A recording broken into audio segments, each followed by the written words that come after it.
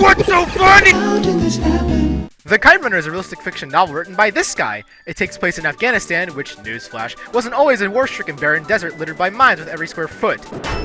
There were middle-class fellows and rich boys with their pretty big mansions and jet black Mustangs that roared with every press on the gas. There were also ethnically suppressed servants for said rich boys who live in mud houses in their backyards. Here's some insight. In Kite Runner, there are two very noteworthy kinds of people: Sunni Muslims, Pashtuns, and Shia Muslims, Hazaras. Due to societal standards, Pashtuns don't really like Hazaras very much and decide to reduce them to dirty rag servants polishing the much more posh Pashtuns' shoes. Except for one man! This is Baba. No, not mine. His Baba. And also his. We'll get to that later. Baba is a respectable Pashtun who shows up to the people who doubted him by chokeslamming bears, acknowledging the poor, treating his servants like family, and marrying princesses. Now, say hello to our main character! This is Amir, Baba's son, a timid and troubled Pashtun boy who has quite the reputation to uphold, being the son of Mr. Hurricane himself. He's best buds with his servant's son, Hassan, a friend-shaped loyal to the end type of guy. These two are inseparable, playing games, reading books, shooting the neighbor's one-eyed German shepherd. We'll get to that later. However, that's when no one's watching. Again, Hassan is a Hazara, and Amir is a Pashtun. These two being all buddy-buddy is not very lightly looked upon in Afghan society. Especially by this half-German blondie named Asef, who straight up wants to beat Amir to a bloody pulp because he treats Hassan like a normal human being. Hassan doesn't really like that idea very much, and respectfully threatens to shoot Asef's eye out. Asef doesn't fancy the idea of being called One-Eyed Asef, so he hightails it. I never forget a face. Never! If only Asef was the least of their problems. Baba doesn't exactly treat Amir very lovingly either. No, he doesn't want to beat Amir to a bloody pulp, but there's this vast emotional void between him and Amir. This is because when Amir popped out of Baba's princess wife, she didn't exactly make it. Amir wants to prove himself to Baba, so he'll finally show him the love he deserves. What better way to do that than to destroy everybody in the Winter Kite Fighting Competition! Yay! Hassan goes off to bring back the kite, which literally symbolizes the condition for Baba's love to Amir. Hassan has taken quite his sweet time, so Amir goes off to go find him. Amir does find him, but he's not alone. Oh no! Look who doesn't have their slingshot! Well, listen up, Hazara donkey. You give me that kite, and we won't put a scratch on you. Good deal, eh? Don't you do it! Think about it. Would your buddy do the same for you? I'm sure I don't have to elaborate on what happens next.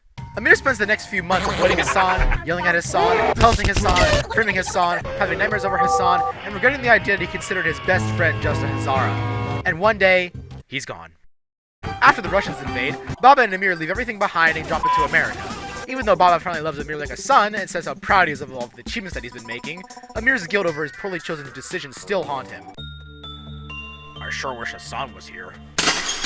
Amir falls into love with somebody who later openly reveals her sins to him, but he weds her anyway because he envies her bravery which he lacks. Baba dies. You're on your own now, Amir. Amir gets a call from Rahim Khan all the way in Pakistan. Quite an interesting one too. There's a way to be good again. Amir drops by and Rahim Khan tells him that his entire life has been a lie. Baba had some fun with Ali's wife, making Hassan his half-brother, and also making his now orphaned son in Talib-infested Kabul his half-nephew. This changes his perspective on everything. Amir has a slight hissy fit and starts throwing out curses for the first time in the novel, but in the end decides that he wants to save what's left of his literal brother, redeeming himself for the sins he committed in the past.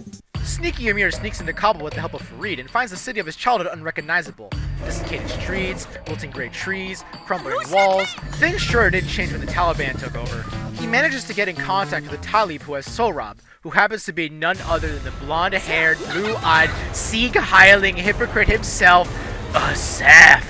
After a little bit of catching up and friendly negotiation, Asef says he can have Sohrab. Of course, for a price.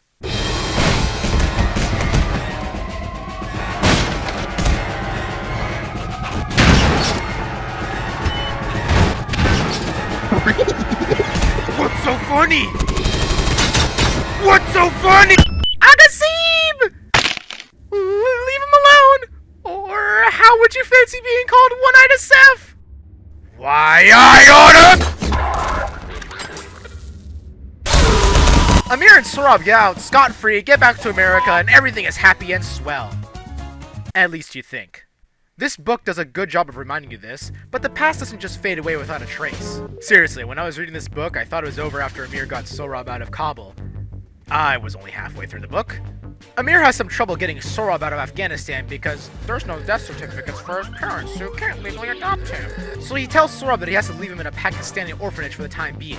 Except not really, because Amir and Soraya found a way around it. Amir goes to break Sorab the news, but I don't think bathwater is supposed to be red. Uh-oh. Even though Amir gets Sorab safe in America, he is clearly traumatized numb from what he had to go through at such a young age.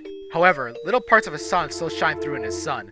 He cracks just a tiny smile after cutting the rope with another kite, establishing that, with time, everything will get better. Unlike most other school books I've read where the ending is just sad and depressing like Fahrenheit 451, where that's extremely vague, leaving you with a, oh, that's it, like 12 Angry Men, Kite Runner does it to a point where you feel just a bit of genuine hope after what all the characters have gone through. But not to a point of a Disney movie where it's all flowers and rainbows and, oh, here's your new room, Sorab! Oh wow, Soraya Mama Nana, I love it! The movie sucks. No plot weight, no one has character, and Asef acts like he hasn't had a genuine conversation with a girl for the past 20 years. Oh,